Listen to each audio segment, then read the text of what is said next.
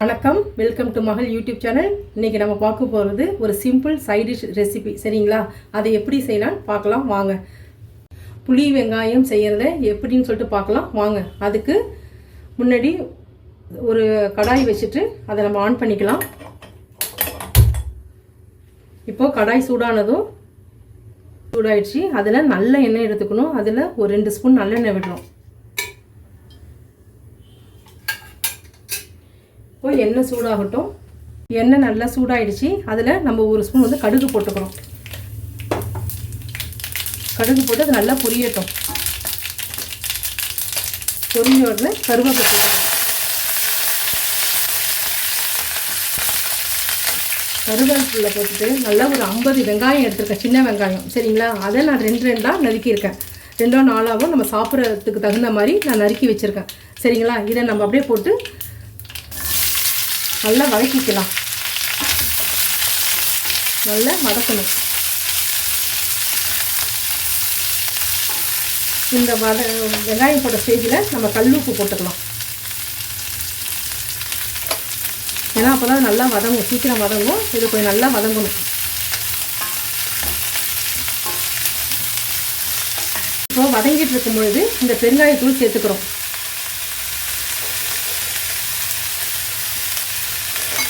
அதையும் நல்லா போட்டு மிக்ஸ் பண்ணிக்கோங்க. இந்த வெங்காயம் வதங்குற ஸ்டேஜில் ஒரு 10 பச்சை மிளகாய் எடுத்து வச்சுருக்கேன். இந்த 10 பச்சை மிளகாய் கட் பண்ணி வச்சுருக்கிறேன். 2 உடச்சி வச்சுருக்கிறேன். கீரியும் வச்சுருக்கேன். சரிங்களா? இது மாதிரி 2 கீரியும் வச்சுருக்கேன். இதை வந்து உங்களுக்கு காரத்துக்கு தகுந்த மாதிரி அதுக்காக தான் நான் போட்டிருக்கேன். 1 கட் பண்ணி வச்சுருக்கேன், மிளகாவை வந்து கட் பண்ணியிருக்கேன். இன்னொன்று வந்து கீரி வச்சுருக்கேன். இதையும் அப்படியே சேர்த்துக்கணும். சேர்ந்துட்டு 2 நல்லா வதக்குங்க. இந்த ஸ்டேஜில் நம்ம மஞ்சத்தூள் சேர்த்துக்கிறோம். 1/2 ஸ்பூன் சேர்த்துட்டு அதையும் நல்லா மிக்ஸ் பண்ணிக்கோங்க.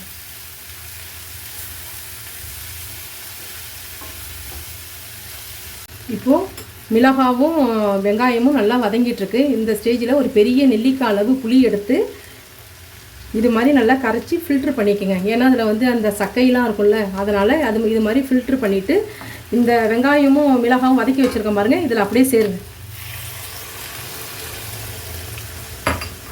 அவ்வளோ.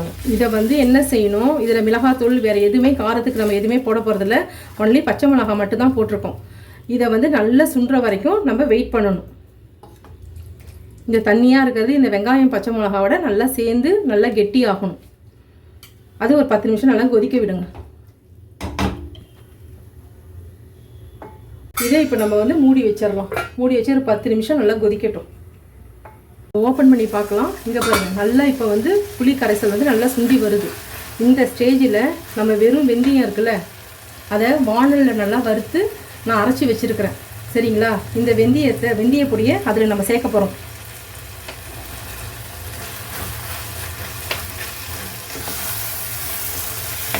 வேணால் வேறு எதுவுமே வேணால் வெந்தய பொடி மட்டும் போட்டால் போதும்.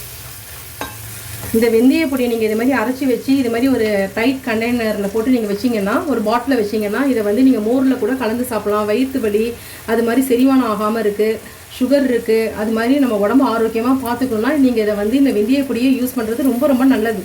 சரிங்களா? அவ்வளோதான். இது இன்னும் நல்லா சுண்டி வரட்டும்.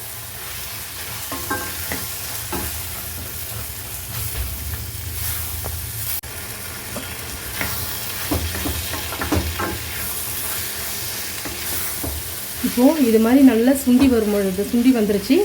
இதை வந்து நம்ம ஆஃப் பண்ணிக்கலாம். சரிங்களா?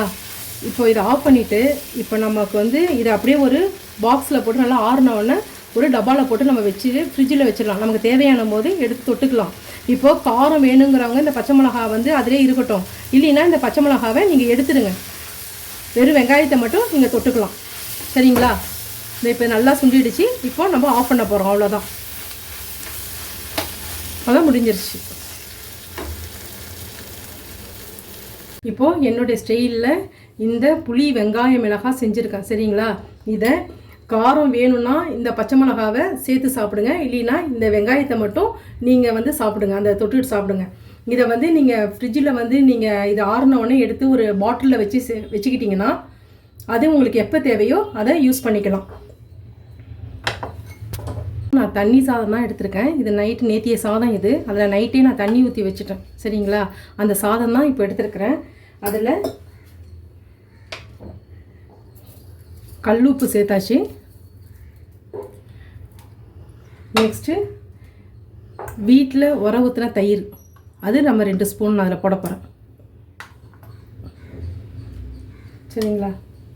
இப்போ இதை நல்லா நம்ம பிசைஞ்சிக்கிறோம்.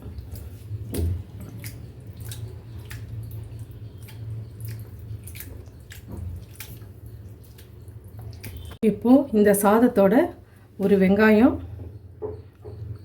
ஒரு மிளகாய் வேணும்னா இப்படி கையில் வச்சுக்கிட்டு இந்த உருண்டை இப்படி வச்சு இதை அப்படியே கடித்து சாப்பிட வேண்டியதுதான். ரொம்ப டேஸ்ட்டாக இருக்கும். நீங்கள் ட்ரை பண்ணி பாருங்கள். இங்கே பாருங்கள், இது மாதிரி சாப்பிட்டிங்கன்னா அவ்வளோ டேஸ்ட்டாக இருக்கும். உடம்புக்கும் அவ்வளோ நல்லது. இதில் விட்டமின் சி அந்த புளியெலாம் இருக்கிறதுனால உடம்புக்கு வந்து ரொம்ப ரொம்ப ஹெல்த்தியான ஒரு ஃபுட்டு தான். இதை நீங்கள் ரச சாதம், பருப்பு சாதம், தக்காளி சாம்பார் அது மாதிரி அந்த இதுக்கெல்லாம் நீங்கள் சேர்த்து சாப்பிட்லாம். ரொம்ப ரொம்ப டேஸ்ட்டாக இருக்கும். சரிங்களா? ஓகே, இதை சாப்பிட்டு பார்த்துட்டு பிடிச்சிருந்தா லைக் பண்ணுங்கள், ஷேர் பண்ணுங்கள், சப்ஸ்கிரைப் பண்ணுங்கள். தேங்க்யூ.